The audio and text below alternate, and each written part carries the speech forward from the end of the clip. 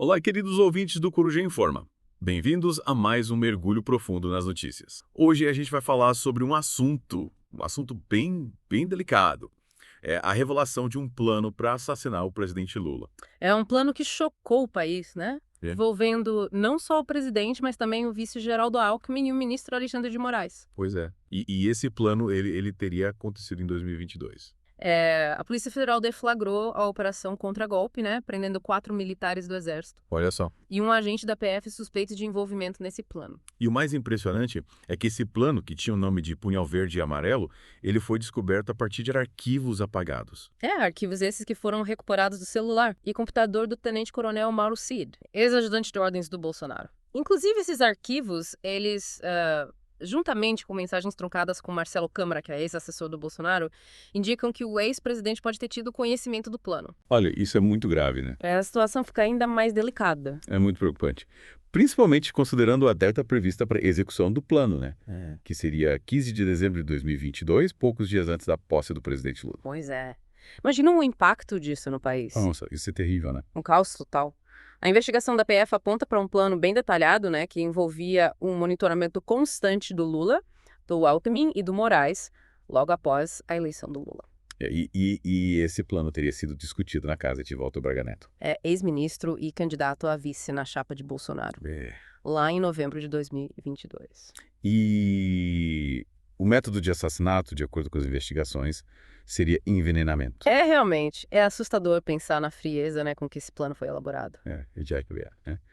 Outro fato que chama a atenção é que o plano Punhal Verde e Amarelo foi impresso dentro do Palácio do Planalto, Olha só. pelo general da reserva Mário Fernandes, que ocupava um alto cargo no governo Bolsonaro. Isso mostra a audácia, né, do grupo. E levanta questões sérias sobre a segurança, né, do Palácio do Planalto durante o governo anterior. Sem dúvida. E a repercussão internacional desse caso também foi enorme. Jornais como The New York Times, The Guardian, El País, BBC, Clarim, todos noticiaram esse plano para assassinar o Lula, o Alckmin e o Moraes. Mostrando que a comunidade internacional também está de olho no Brasil. Tá acompanhando tudo? O país, inclusive, mencionou o Bolsonaro diretamente na manchete. É. O que aumenta ainda mais a pressão, né, sobre as autoridades brasileiras para conduzir uma investigação completa e transparente. Afinal, a credibilidade do Brasil no cenário internacional está em jogo. Está em jogo, com certeza. E o presidente Lula, como reagiu a tudo isso? Ele se manifestou publicamente sobre essa tentativa de assassinato. Sim, ele comentou o caso pela primeira vez no evento no Palácio do Planalto. É, Ele se mostrou aliviado por estar vivo é. e afirmou que a tentativa de envenenamento não teve sucesso. Quais foram as palavras exatas do presidente Lula? Ele disse: "Eu sou um cara que tem que agradecer agora muito mais porque eu estou vivo. A tentativa de envenenar eu e o Alckmin não deu certo. Nós estamos aqui." Essa declaração demonstra muita serenidade, do presidente Lula diante dessa situação tão grave. Mas, ao mesmo tempo, nos faz refletir sobre os perigos que ele enfrentou durante a transição de governo. E é importante lembrar que o presidente Lula também defendeu a civilidade democrática e afirmou que não deseja perseguir ninguém. Ele disse: "Não quero envenenar ninguém, eu não quero nem perseguir ninguém." Mas a pergunta que fica é: quais serão as consequências para quem estava envolvido nesse plano? A Polícia Federal já indicou que vai incluir as evidências encontradas no relatório final do inquérito sobre a tentativa de golpe de Estado de 8 de janeiro. Isso significa que, além de Bolsonaro, outros membros do governo dele, como Walter Braga Neto, Augusto Heleno e Paulo Sérgio Nogueira, também podem ser responsabilizados. É uma situação complexa que certamente terá desdobramentos importantes nos próximos meses. A investigação da PF precisa ser rigorosa para que todos os responsáveis por esse plano sejam punidos de acordo com a lei. Sem dúvida.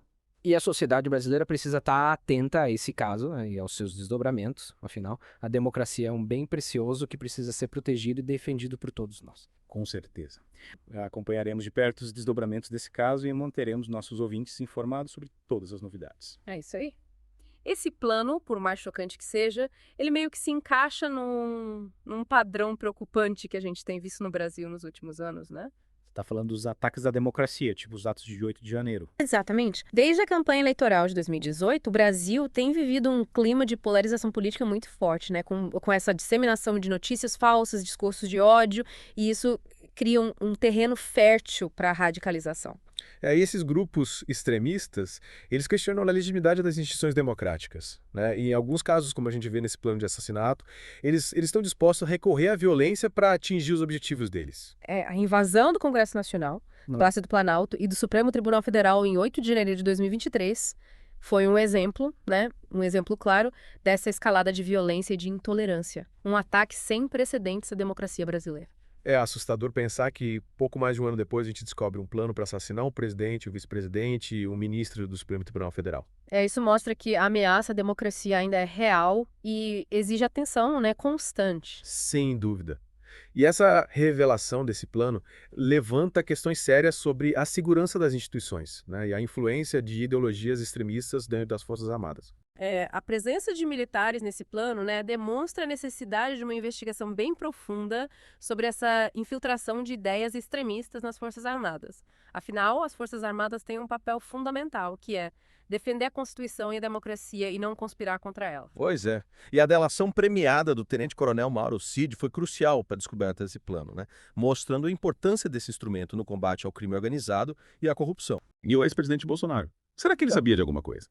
A PF encontrou indícios de que ele poderia ter conhecimento do plano. A investigação da PF, ela aponta, sim, para o conhecimento do Bolsonaro sobre essa trama golpista. E para a gente entender melhor essa investigação, a PF está analisando 5 eixos principais, né? Isso. Ataques virtuais a opositores, ataques às instituições como o STF e o TSE, tentativa de golpe de Estado, ataques às vacinas e às medidas sanitárias, e o uso da estrutura do Estado para obter vantagens pessoais. Nossa. É muita coisa. E um dos pontos mais alarmantes do plano era o monitoramento constante do ministro Alexandre de Moraes, visando a prisão ilegal e até o assassinato. E os kits pretos, eles teriam um papel central nesse plano. É inacreditável que um plano com tamanha gravidade tenha chegado tão perto de ser colocado em prática, né? E tudo isso foi descoberto a partir da análise dos dados do celular do Mauro Cid e das mensagens trocadas com Marcelo Câmara, ex-assessor do Bolsonaro. A tecnologia, às vezes, ela pode ser uma ferramenta poderosa para revelar verdades. Sem dúvida. E as investigações continuam. É como se a gente estivesse montando um quebra-cabeça, né? Cada peça revelando um pouco mais dessa conspiração. A cobertura da mídia, tanto nacional quanto internacional, também teve um papel fundamental na revelação desse caso e na cobrança por justiça. E a repercussão internacional desse caso mostra que a comunidade global está atenta ao que acontece no Brasil e não tolera tentativas de ruptura democrática.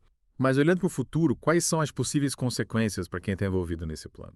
Bom, a Polícia Federal continua investigando o caso, né, reunindo provas para fortalecer a acusação contra os suspeitos. O relatório final do inquérito, que deve ser entregue em breve ao Supremo Tribunal Federal, vai ser crucial para definir os próximos passos. E o julgamento dos acusados, quando e como ele poderá acontecer?